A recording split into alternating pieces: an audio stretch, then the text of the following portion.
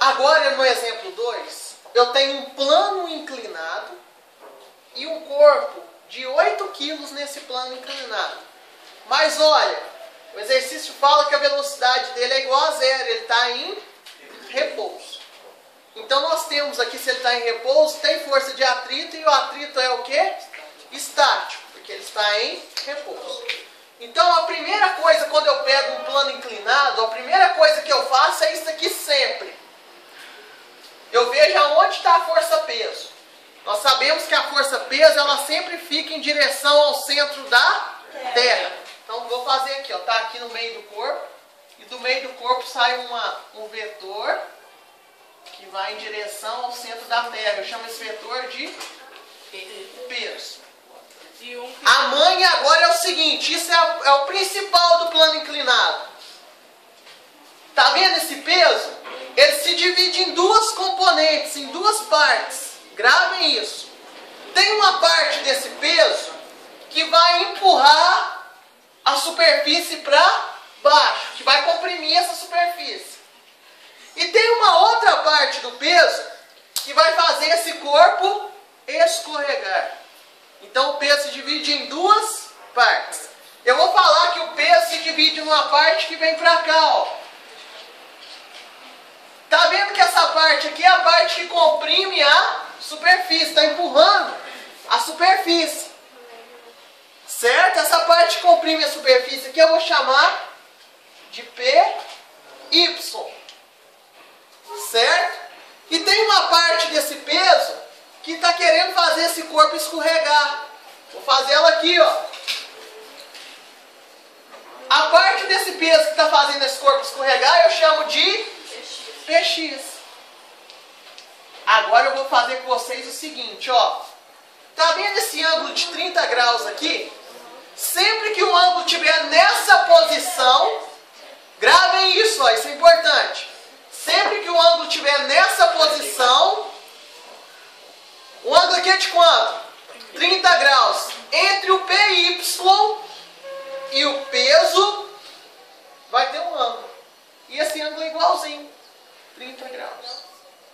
Então esse ângulo, sempre que ele estiver aqui embaixo, ele vai ser o ângulo, o mesmo ângulo que forma entre o PY e o peso. Então eu vou passar para cá, ó. É por causa daquele negócio de não sei o que externo lá. Depois eu explico para vocês detalhadamente por quê. Agora eu vou pegar esse esqueminha aqui e vou passar para cá. Eu tenho o peso, não é isso? Tá aqui o peso, esse cara. Aí tem o PY aqui, não é isso? PY. E entre o peso e o PY tem um ângulo de quantos graus? 30 graus, tá aqui. Tá vendo o PX que tá aqui em cima? É o mesmo tamanho daqui de baixo, ó. Então eu posso falar que daqui até aqui tem quem? PX. PX. Agora, para calcular isso, é bem simples. Eu já tenho um ângulo. Então, o primeiro que eu vou calcular é PX. Observe. O PX, ele está oposto ao ângulo, não está? O ângulo está aqui em cima. Ele está oposto ao ângulo. Quando eu tenho o ângulo o cateto oposto, eu calculo através do seno. Sempre que for cateto oposto, eu calculo através do seno. Então, eu vou pegar o peso aqui, ó, e vou multiplicar pelo seno. De quantos graus? 30. De 30 graus. Isso é para calcular quem? O PX. E para calcular o PY? É a mesma coisa, só que em vez de ser o seno, vai ser quem? Então, o PY vai ser o peso vezes cosseno de quantos graus? 30 graus. Agora ficou muito fácil, pessoal. Olha porque ficou muito fácil. Quem que é o peso? Eu sei calcular o peso? Isso a gente sabe, ó. O peso é mg. Então o peso vai ser igual a massa, 8, vezes a gravidade, 10. Então o peso é de quanto? 80 newtons. Agora eu já sei quanto que é o peso aqui, não sei? Então agora eu vou calcular o PX. Ó. PX é igual ao peso, que é quanto? 80. 80 vezes seno de 30. Vocês vão ver que seno de 30 vale meio. 80 vezes meio dá 40 newtons. Agora eu quero PY. O PY vai ser igual. O peso continua sendo 80. O que vai mudar é que o cosseno de 30 É 2 sobre 1. é raiz de 3 sobre 2. Então aqui vai dar 80 vezes raiz de 3 sobre 2, vai dar 40 raiz de 3. 40 raiz de 3 é 40, raiz de 3 é mais ou menos 1,7. 40 vezes 1,7 aqui vai dar 28, 6,8. Então vai dar na verdade 68. Então PY aqui vai dar 68. Nós estamos quase finalizando.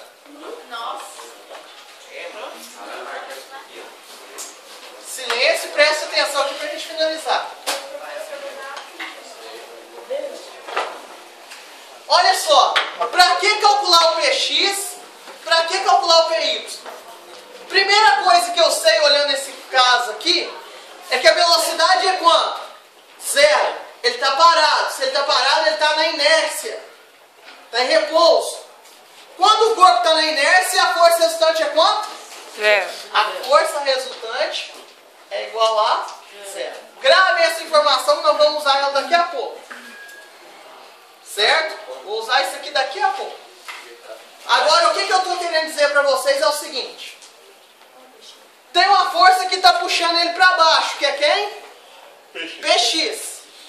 Só que ele está descendo? Não. Porque tem uma que está puxando ele para cima.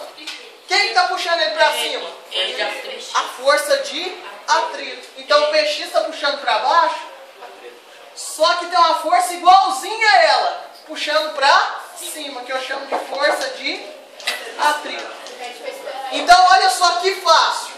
Se eu conheço o PX, eu conheço a força de atrito. Então ficou muito fácil. A força de atrito é estático ou dinâmico? Estático, está parado. A força de atrito vai ser igual a quem? Igual ao PX. Porque não está descendo. Se ele está descendo, a mesma força está puxando para baixo, está puxando para cima. Quanto que é o PX? Então a força de atrito é 40 newtons. Certo, pessoal? E eu sei de mais uma coisa. Se eu conheço o PY não é a força que está comprimindo a superfície? Se eu conheço o PY, eu conheço quem? Em reação à compressão da superfície, eu tenho a normal. Certo? Então o PY aqui ele vai ser igual a normal. E quanto que é normal?